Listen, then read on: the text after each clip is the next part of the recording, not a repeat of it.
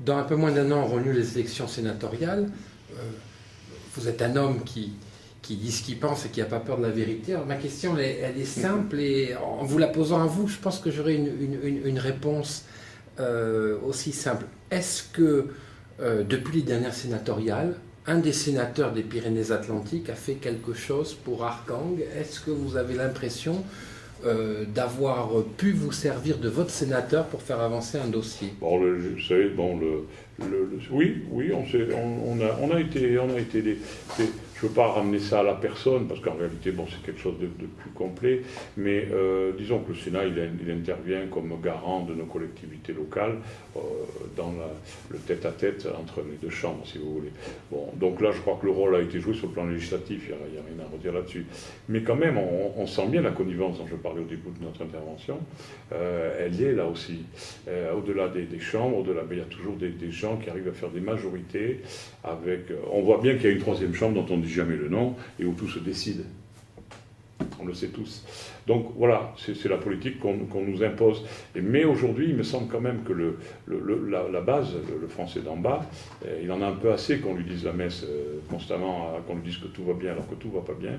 Et je crois que là, il suffirait de trouver un bon leader charismatique pour essayer de faire une équipe France, en fait. Et est-ce que vous ne pourriez pas être un candidat qui aurait le profil le plus adéquat pour être sénateur? Parce que votre discours pourrait séduire les mœurs si vous vous donniez la peine de faire une tournée électorale. Leur faites pas peur, ils sont trop contents de me voir arrêter.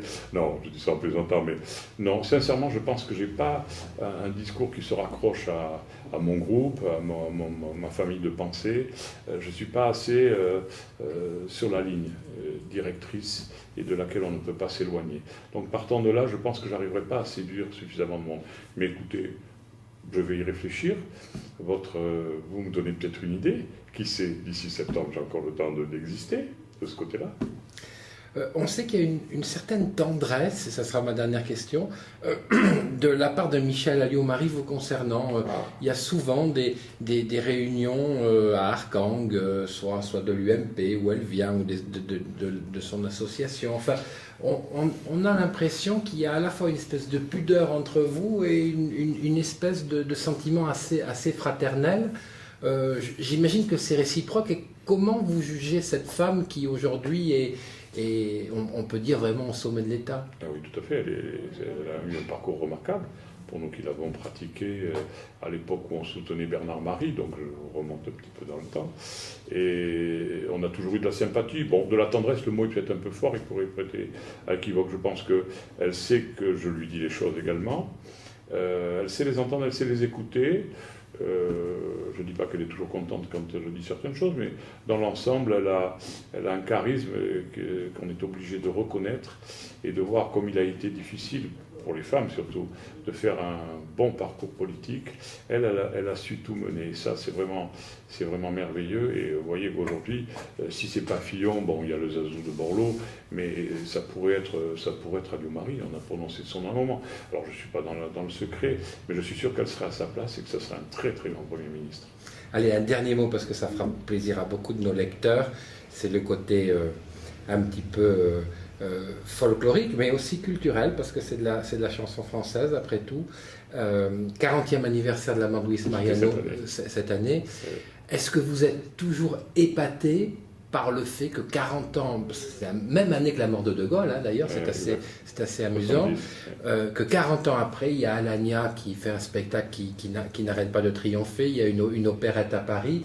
Ce phénomène qui perdure, est-ce que ça continue à vous épater? Alors c'est assez époustouflant par le nombre de gens et la jeunesse des gens, parce qu'on aurait pu penser que le mouvement avec le temps, s'éloignant de la mort de Mariano, de la génération qui avait son âge, on allait, ben pas du tout. Moi je vois quand on a fait cette année avec Pachi Lacan et l'office de tourisme local, on a fait le 40e anniversaire en chanson.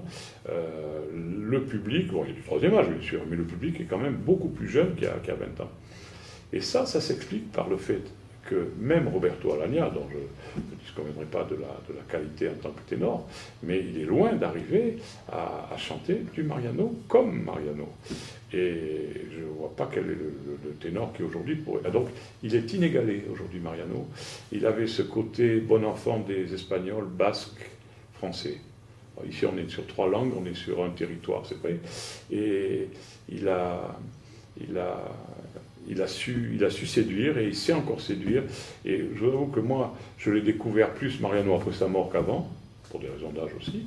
Et je l'aime beaucoup, j'en ai entendu énormément parler par Pachi Lacan, et je vais souvent chez eux, je sais la vie qu'il a eue, j'ai lu des œuvres qui ont été écrites sur lui, et je suis très très admiratif de ce qu'a été Luis Mariano, et du fait qu'il finalement, il a su le laisser passer, et c'est porté par des gens qui n'y ont aucun intérêt pécuniaire, d'ailleurs c'est ce qu'il faut remarquer, et ni la commune qui cherchera du tout à s'enrichir à travers ce phénomène, mais quand même on les accueille, et tous les 5 ans, on est très très heureux de pouvoir faire une manifestation au-dessus de la commémoration avec la ville d'Irun et d'Arkang. Voilà, c'est fabuleux, et ça durera, parce que les vrais artistes, vous prenez Claude François, vous prenez Brassens, ils ne meurent jamais. Merci Jean-Michel Collot. Merci à vous.